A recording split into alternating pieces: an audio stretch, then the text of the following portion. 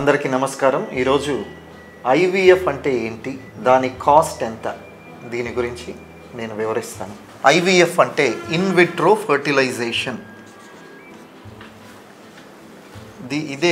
దీంట్లో కొంచెం advanced ICSI అంటాం, అంటే ఇంట్రాసైటోప్లాస్మిక్ స్పర్మ్ ఇంజెక్షన్.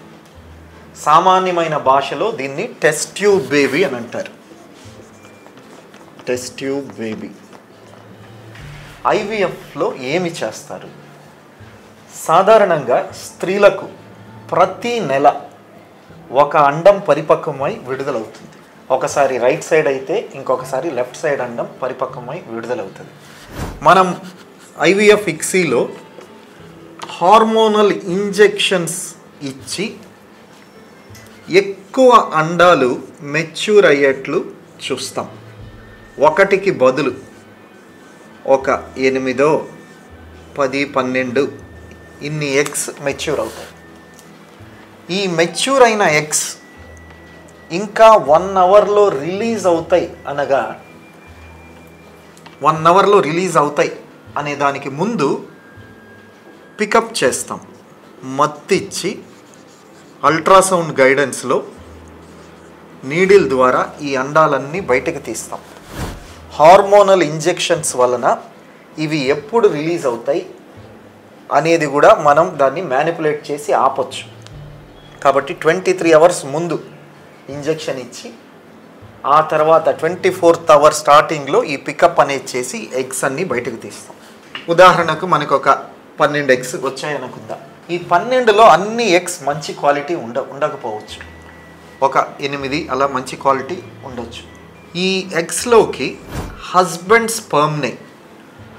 స్పర్మ్ని ఉన్న స్పర్మ్స్లో బెస్ట్ స్పర్మ్ ఇమ్సీ అనే టెక్నాలజీ ద్వారా బెస్ట్ స్పర్మ్స్ సెలెక్ట్ చేసి డైరెక్ట్గా ఈ ఎగ్లోకి ఈ స్పర్మ్ని ఇంజెక్ట్ చేస్తాం. ఇది అండర్ మైక్రోస్కోప్ జరుగుతుంది. దీన్ని ఇక్సీ అంటాం. ఇలా జరగడం వలన ఎగ్ ప్లస్ స్పర్మ్ కలవడం వలన ఫలదీకరణ జరుగుతుంది. ఫర్టిలైజేషన్ జరిగి పిండం ఏర్పడుతుంది. ఇప్పుడు మనకి ఒక 8 పిండాలు వచ్చినాయి. వీటిని మనం ల్యాబ్లో పెంచుతాం. పెంచిన తర్వాత ఒక 2 పిండాలు స్త్రీ గర్భంలోనికి ట్రాన్స్ఫర్ చేస్తాం. 2 ఎందుకు చేస్తామంటే ఇంత కష్టపడి చేస్తున్నాం, ఇంత ఖర్చు పెట్టి చేస్తున్నాం, ఇంత పెద్ద ప్రొసీజర్ కాబట్టి ఒకటి పోయినా ఒకటి ఉంటుందని 2 ట్రాన్స్ఫర్ చేస్తాం. దేవుడు కరుణిస్తే 2 సక్సెస్ అవుతాయి, ట్విన్స్ కవల పిల్లలు పుడతారు. లేదు ఒకటి పోయినా ఒకటి ఉంటుంది. 2 పోయినాయి అనుకోండి, ఒకవేళ 2 ఫెయిల్ అయిపోయినాయి, అలాంటప్పుడు మనకి మిగిలిన ఎంబ్రియోస్ ఉంటాయి. వీటిని మనం ఫ్రీజ్ చేసి పెడతాం. అంటే వీటిని మనం ఫ్రీజ్ చేసి దాచిపెడతాం అనమాట. ట్రాన్స్ఫర్ చేసిన ఇవి 2 ఫెయిల్ అయిపోయినా తర్వాత ఒక నెలకి అట్లా మనం వీటిని ట్రాన్స్ఫర్ చేసుకోవచ్చు. లేదు ఇవి సక్సెస్ అయింది, మనకు ఒక బిడ్డ పుట్టారు, ఒక 2 ఇయర్స్ అయిన తర్వాత మళ్ళీ ఇంకొక బిడ్డ కావాలనుకున్నారనుకోండి, అప్పుడు ఈ ఫ్రీజ్ చేసిన వాటిని మరలా వీటికి జీవం తీసుకొని వచ్చి వీటిని మనం గర్భసంచిలోనికి బదిలీ చేయొచ్చు, ట్రాన్స్ఫర్ చేసుకోవచ్చు. అయితే ఇనీషియల్గా ఇదంతా ప్రొసీజర్ మనం చేయడానికి జాయ్ ఫర్టిలిటీలో దాదాపు 1.5 lakhs ఖర్చు అవుతుంది.